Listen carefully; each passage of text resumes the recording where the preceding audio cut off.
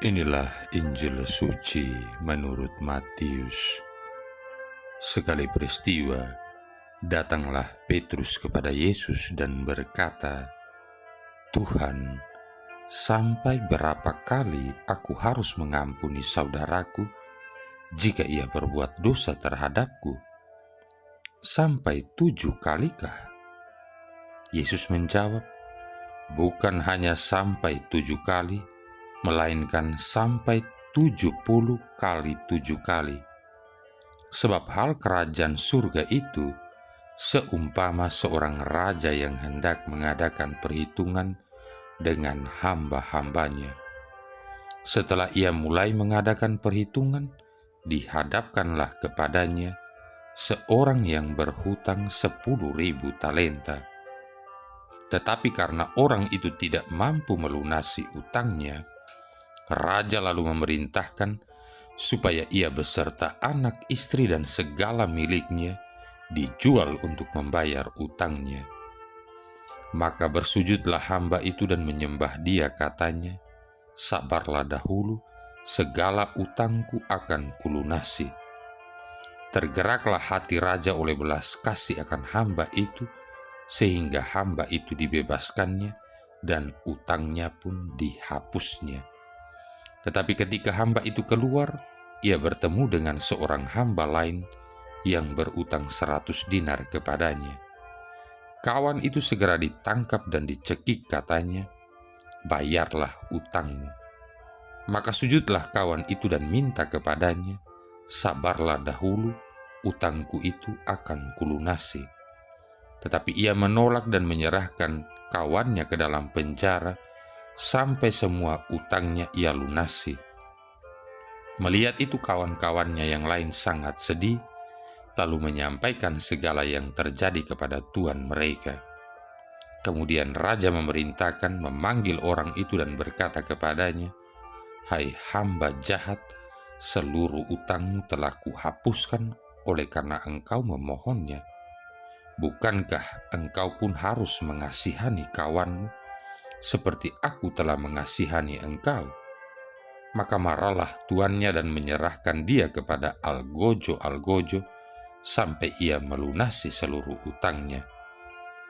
Demikian pula Bapa-Ku di surga akan berbuat terhadapmu jika kalian tidak mengampuni saudaramu dengan segenap hatimu." Setelah Yesus selesai dengan pengajarannya, berangkatlah ia dari Galilea dan tiba di daerah Yudea di seberang sungai Yordan. Demikianlah sabda Tuhan. Saudara-saudari yang terkasih, Petrus bertanya kepada Yesus tentang batas pemberian pengampunan, dan dia juga menyebut sampai 7 kalikah. Angka 7 yang disebut oleh Petrus adalah angka kemurahan hati, karena ajaran para rabi Yahudi mengindikasikan batas kesabaran adalah sampai 4 kali. Kita bisa baca Donald Senior CP, Read and Pray Gospel of St. Matthew, Chicago, Illinois, Franciscan Herald Press, 1974, halaman 63. Namun, kita lihat di sini, Yesus menolak untuk menetapkan batasan sama sekali, malah menyebut angka simbolis yang menggambarkan ketidakterbatasan, hal mana merupakan penjungkir balikan seruan Lamek untuk melakukan pembalasan dendam berdarah. Lihat Kejadian bab 4 ayat 24. Seruan untuk melakukan rekonsiliasi digambarkan dalam sebuah perumpamaan yang merupakan bacaan Injil kita hari ini. Dan perumpamaan ini hanya ada dalam Injil Matius.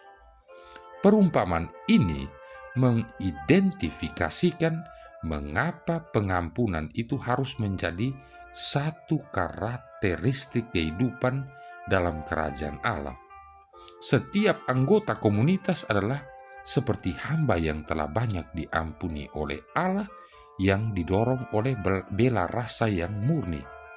Karena kita telah diampuni, kita harus cukup peka untuk mau dan mampu berekonsiliasi dengan seorang saudara kita. Saudara-saudari yang terkasih, karena Allah itu adalah kasih dan Ia sempurna, maka pengampunannya langsung dan permanen. Sayang sekali, tidak begitu halnya dengan kita. Karena kita manusia yang tidak sempurna, pengampunan menjadi sangat sulit bagi kita. Barangkali itulah mengapa Yesus mengatakan kepada Petrus bahwa dia harus mengampuni 70 kali 7 kali. Cobalah kita pikirkan hal berikut ini.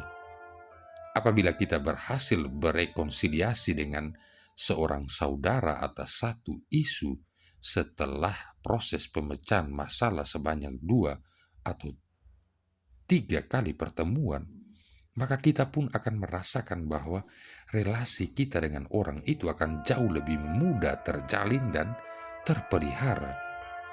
Mengampuni seseorang yang telah menyakiti kita seringkali merupakan sebuah proses yang berlangsung secara bertahap.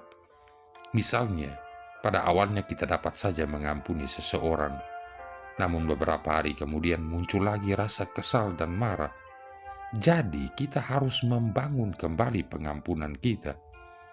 Ada juga kasus-kasus di mana kita sungguh mengampuni seseorang, namun kita tidak mau lagi berada dekat orang itu. Akan tetapi setelah berjalannya waktu, cepat atau lambat, perlahan-lahan kita mampu mengusir rasa sakit hati yang kita alami sehingga kita dapat berinteraksi lagi dengan orang tersebut. Dalam situasi apapun, yang paling penting adalah untuk maju terus menuju pengampunan yang lengkap dan total. Saudara-saudari yang terkasih, apa saja yang dapat kita, Anda dan saya lakukan dalam hal berekonsiliasi dengan orang yang bersalah kepada kita? Pertama-tama tentunya kita harus mendoakan orang itu. Kita bayangkan bahwa kita telah berekonsiliasi dengannya, sudah berdamai. Kedua, kita harus mengambil keputusan untuk mengampuni orang tersebut dan tetap mengambil keputusan untuk mengampuni selama diperlukan. Kita harus senantiasa mengingat bahwa kita harus melakukannya sampai sebanyak 70 kali 7 kali. Ketiga, kita harus melihat bahwa Yesus mengasihi orang itu seperti Dia mengasihi kita masing-masing. Kalau kita menjadi semakin pahit atau marah, maka kita masih membutuhkan waktu yang lebih banyak. Kalau begitu halnya, maka yang harus kita lakukan adalah melanjutkan pemberian pengampunan dalam hati kita sebaik-baiknya sambil terus memohon pertolongan dari Yesus. Apapun yang kita lakukan, kita tidak pernah boleh menyerah. Yesus akan memberkati setiap langkah yang kita ambil guna tercapainya rekonsiliasi dengan orang yang bersalah kepada kita. Walaupun langkah itu kecil saja. Dan yang terakhir, kita harus senantiasa mengingat dan menyadari bahwa pengampunan bukanlah sekadar suatu tindakan manusia. Kita memerlukan rahmat Roh Kudus guna menolong kita untuk mengampuni orang lain. Saudara-saudari yang terkasih, ada sebuah kisah tentang 2 orang sahabat karib yang sedang berjalan melintasi gurun pasir. Di tengah perjalanan mereka bertengkar dan salah seorang menampar temannya. Orang yang kena tampar merasa sakit hati, tapi tanpa berkata-kata dia menulis di atas pasir, "Hari ini sahabat terbaikku menampar pipiku." Mereka terus berjalan sampai menemukan sebuah oasis di mana mereka memutuskan untuk mandi. Orang yang pipinya kena tampar dan terluka hatinya mencoba berenang. Karena tidak pandai berenang, ia nyaris tenggelam. Namun sahabatnya itu berhasil menyelamatkannya. Ketika dia mulai siuman dan rasa takutnya hilang, dia menulis di sebuah batu, hari ini sahabat terbaikku menyelamatkan nyawaku.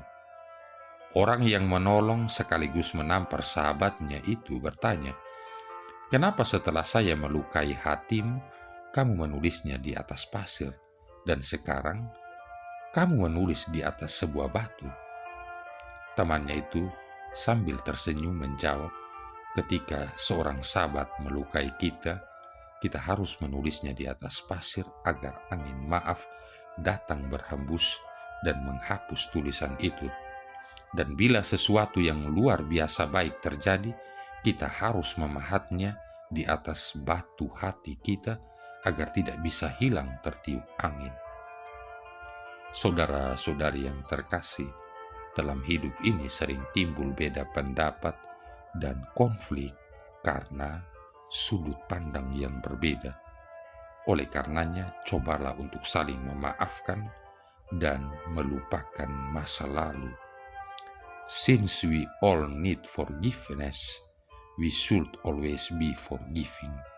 Efesus bab 4 ayat 32, Kolose bab 3 ayat 13. Marilah berdoa.